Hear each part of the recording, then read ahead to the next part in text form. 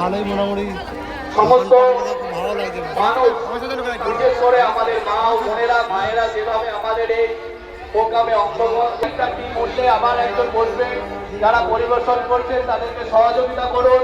আপনাদের সহযোগিতায় আমাদের একান্ত কাম্য।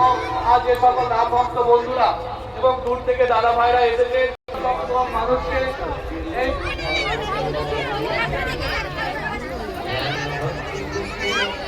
প্রত্যেককে ধন্যবাদ জানাই।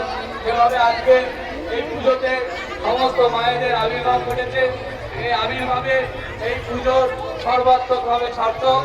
আজ আমাদের এই সুন্দর 22শে জানুয়ারি, এই 22শে জানুয়ারি 2024, ঠিক আজকের দিনে বাবু রামচন্দ্র দীর্ঘ 75 বছর অপেক্ষার অবসান করিয়ে তার নিজের ঘরে বসেছেন।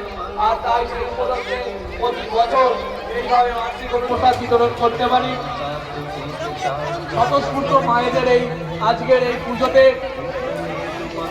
আসা এবং অংশগ্রহণ আমাদেরকে আরো ত্বরান্বিত করবে, আমাদেরকে আরো ত্বরান্বিত করবে। মানুষ প্রত্যেককে অনুরোধ করবো, দাদারা দাঁড়িয়ে থাকবেন না, খাওয়ায় সহযোগিতা করুন।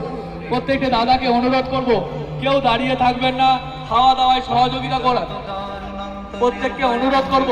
যে দাদারা এসেছেন, ছোট ছোট ভাইয়েরা দাঁড়িয়ে আছেন, প্রত্যেককে অনুরোধ করব আজকের এই প্রীতি ভোজে প্রসাদে যারা অংশগ্রহণ করেছেন তাদেরকে সহযোগিতা করুন।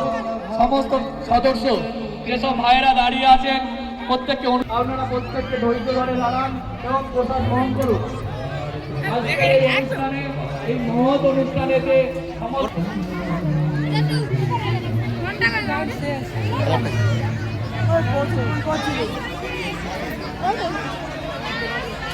আমাদেরকে মফান্তরে সমস্ত সমাজের বিশিষ্ট মানুষগণ, নেতৃত্ববর্গ, সমস্ত মানুষ যেভাবে সহযোগিতার হাত বাড়িয়ে দিয়েছে আমাদের পূজা কমিটি।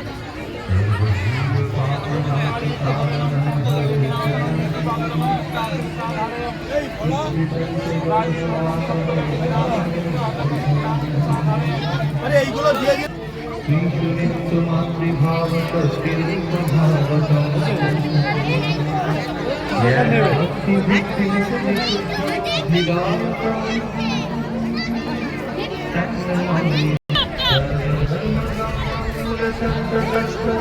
সমস্ত সদস্যদের অনুরোধ করবো, যেভাবে মা ও বোনেদের ঘর আমাদের এই আজকে পূজা পরিমাণে করেছে, আর এই মা ও বোনেদের স্বতঃস্ফূর্ত আজকের আমাদের এই সমর্থন সমস্ত দিক থেকে আমাদের পুজো কমিটির পক্ষ থেকে হৃদয়ের অন্তরে। আর এই 22শে জানুয়ারিতে প্রভু রামচন্দ্র 500 বছর অপেক্ষার পর তার নিজের ঘরে ফিরেছেন। আর সেই উপলক্ষে আমাদের এই সারাদিনের অনুষ্ঠান পরিবেশনে সহযোগিতা করার জন্য যারা দাঁড়িয়ে আছেন,